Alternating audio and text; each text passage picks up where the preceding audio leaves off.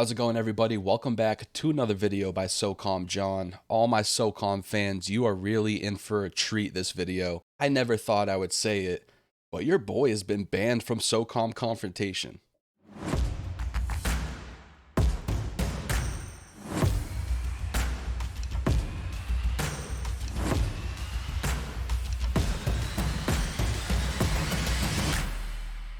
So yes, it's true. SOCOM Confrontation has banned me for cheating, and that is why I want to dive in today's video and really explain how those accusations are just straight up BS.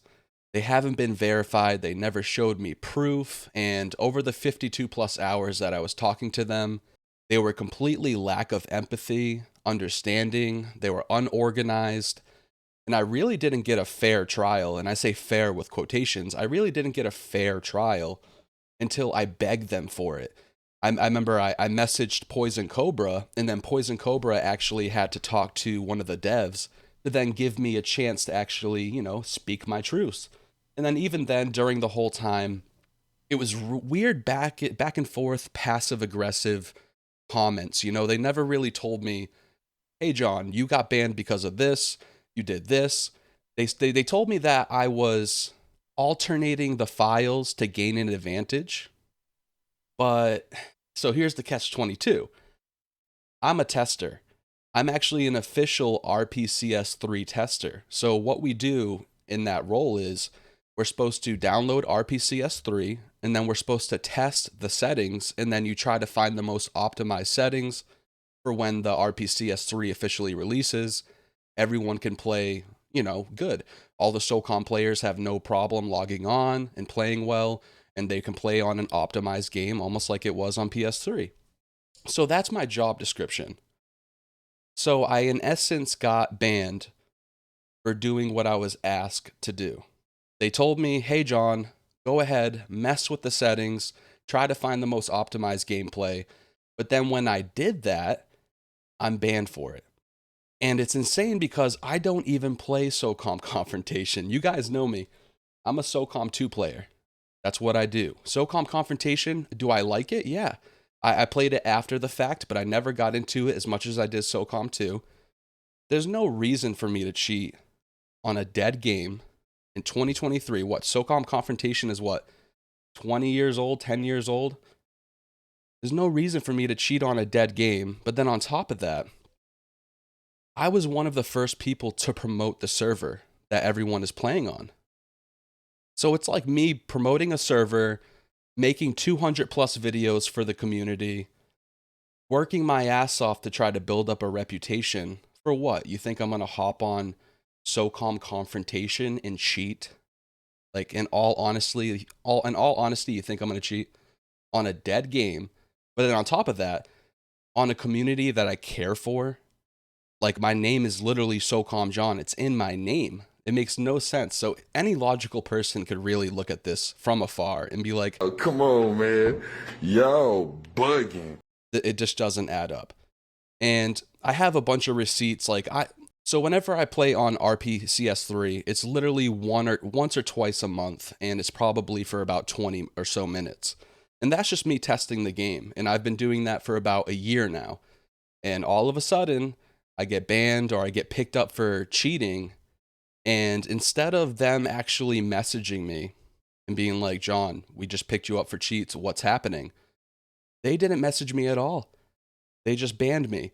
I didn't find out I was banned until what? So they said that I cheated on 405, April 5th. They said that I was banned on 415, April 15th.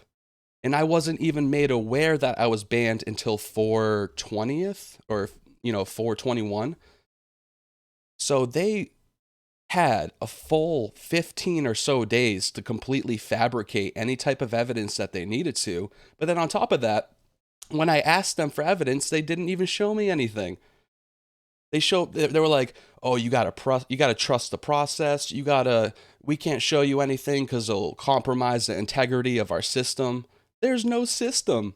There's absolutely no system. And I'm telling you that. If you guys trust me, I've been creating content for the SOCOM community since 2014. 2014 is when I first started. If you guys have been following me or subscribed to me, trust me, there's no process in how they ban people. And then there's no process in how they talk to you after. So I could only imagine, like, I really had to try and fight to get my opinion heard. And then even then, they were condescending, they were passive aggressive, they were making fun of my wrist surgery because I told them, this is another thing. When I first messaged them, I was like, listen, I have a screw in my wrist, my right wrist, it kills me to text. So I felt like this was too big of a important conversation for me to just text. So I was like, listen, can you please join voice chat, man to man? We'll talk this over. And then if you genuinely don't think I'm being honest, then okay, just tell me that. But I can't just, this whole back and forth was just annoying to me because I felt like I deserved better than that. Just because I've been promoting the server since the get-go, since the beginning. And I've never done anything wrong, boys. Like, seriously, in this server, I've never been reported once. I never slandered anybody, harassed anybody. I never teabagged anybody. I never did anything to the point where I'm trying to aggravate somebody. So for them to be like, okay, SOCOMJohn's been playing on our server for 3-something years, but you know what? He's going to cheat out of nowhere. And then he's also going to cheat only for 20 minutes, because that's literally what I played, boys. I have the proof. I'll put it up right now. They said I cheated on 405. And guess what? I only played for 20 or so minutes on 405. And guess what? I played on Frostfire Respawn. So do you really think SOCOMJohn is out here on Frostfire Respawn, SOCOM Confrontation, cheating? Seriously? Oh, come on, man. Yo, bugging. Connect the dots and realize this is just a bullshit accusation. And I'm really fed up by, like I said, the lack of empathy, the lack of understanding, the lack of any type of support or organization during this whole process. And I really feel bad for the people that don't have a name or never created content, or, you know, the people that are just on here where they're like just playing out of nowhere. And what if they get banned and then they never get heard like I did? I seriously had to fight for my right just to have a proper trial. And it wasn't even a proper trial. So I basically had to fight for my right to have a bullshit, unorganized, passive aggressive trial. So imagine the person that doesn't have any friends in here, you know, they're a father of maybe 2 and they hop on every now and then and play. What if they're accused of cheating, or SaveConfrontation's bullshit system picks them up for cheating, and then they never get a fair process. They just get banned, not even told they're banned, and then they get kicked to the rocks. So that's why I feel like I had to make this video. I wasn't going to make this video in the first place because I was like, do I really want to bring light to this? Do I really, like, do they deserve for me to even take time out of my day to make this video? And I think so, yeah. Because I feel attacked. And when I feel attacked, I'll defend myself. You guys have attacked me this whole time. You never gave me a fair trial. You were passive aggressive the whole time, condescending, lack of empathy, understanding. I could go down the list, but this has been truly one of the most eye-opening experiences regarding, really, anyone can start a Discord server and seem official, because these guys seemed official before all this. Like, I never really had to butt heads with them, or I never really had to contradict anything they said. But as soon as you have to go against their opinion, oh man, you just get thrown to the wolves. And I don't think they banned me for cheating, and I really don't think that they even think that I cheated. I think they banned me simply because I was asking too many questions about the RPCS3 emulator. This was, I think, right after I played on 405. I was inside their little chat, and I asked them, I was like, is there any type of update that you want me to share with the community? And then guess what? A couple days later, I'm banned. So why would I be, you got to ask yourself, why would I make content for SOCOM, 200 plus videos? Why would I be one of the first people, if not the first person, to promote your server? And this is verified by a trailer I have of SOCOM Confrontation 2 years ago on my channel. So I was one of the first people to promote your server, one of the the first content creators to actually hop on and try to get people to green up. I help people green up every day on SOCOMHQ. Why would I go through all that just to cheat on Frostfire Respawn for 20 minutes? Don't do drugs. If you're doing it, stop it. Get some help. For 20 minutes. Come on. It makes no sense. So in my opinion, I wasn't going to make this video, but these boys played stupid games. In my opinion, they deserve to win a stupid prize. The biggest prize of them all, and that's ruining your reputation because they have no empathy, no organization, they're not professional, anything like that. They completely missed the mark. And I feel bad for any type of SOCOMer that has to rely on these guys to make important decisions, like banning people or where in what direction should the community be going, or even in the RPCS3 development. Because it's been a year now, no progress has been made, and they're banning the only testers that are actually willing to change settings and try to find optimized gameplay. They're banning those people. So in my opinion, the ship is sinking slowly. I think everyone realizes it. This team has never been labeled as a professional team. They've been labeled as a lackluster banner, as someone who just, willy-nilly bans somebody and doesn't really, they're not the type to admit they're wrong. They'd rather beat around the bush for 52 hours and then say, oh yeah, we tried to figure out why it looks like you cheated, but you know what, you're banned either way. They're that type of people. They are the lowest bar of investigative anything. The lowest bar of how a professional team and or a professional team that they're trying to seem like should act. They are the lowest bar of anything as far as I'm concerned. And hopefully I shed some light in this video how bad they can be. I want to take one time out to shout out Hard Knocks. You seemed like you were trying to help me, but you weren't. You were passive aggressive the whole time. When I tried to tell you how mistreated I was beforehand, instead of being understanding, you took it out and you made it seem like I was attacking you. And that's the type of person you are. It seems like you made it all about you instead of just listening to me, where it was like, okay, John, what happened? Oh, you were mistreated? How were you mistreated? Nope, he went immediately like, he even threatened me with not even looking at my case. He was like, oh, if you're feeling mistreated, I shouldn't even opened up this ticket. He was just straight out aggressive. He was straight out passive aggressive. And then when I tried to talk to him about my wrist and my pain, he mocked it. He was like, oh, I hope your wrist is feeling better today. No, asshole. It's never going to feel better. It's a goddamn screw in my wrist. And then when he tried to say, oh, I have a rod and a screw in my wrist too, I asked him, hey, why do you have that? Like, I was very polite about it. I was like, oh, really? I was trying to, find a similar ground with him.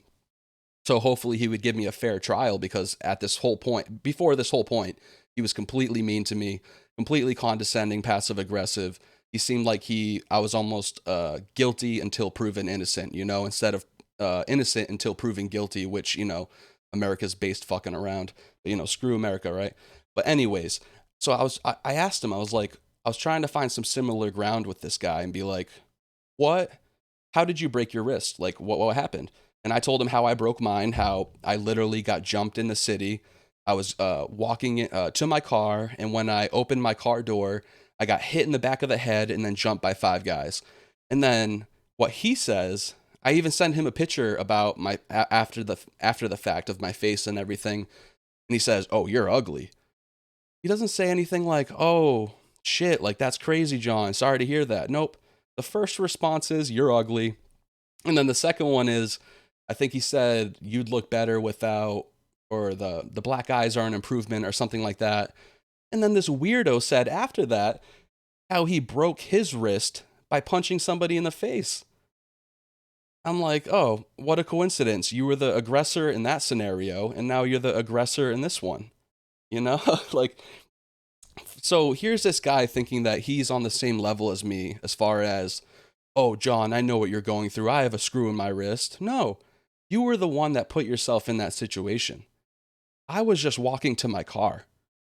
I was just in the city walking to my car and my life changed forever and I have pain every day. You have pain every day because you punched somebody in the face, probably with a bad formed punch, and then you broke your thumb or whatever the hell you needed to do because you don't know how to punch. It's not the same.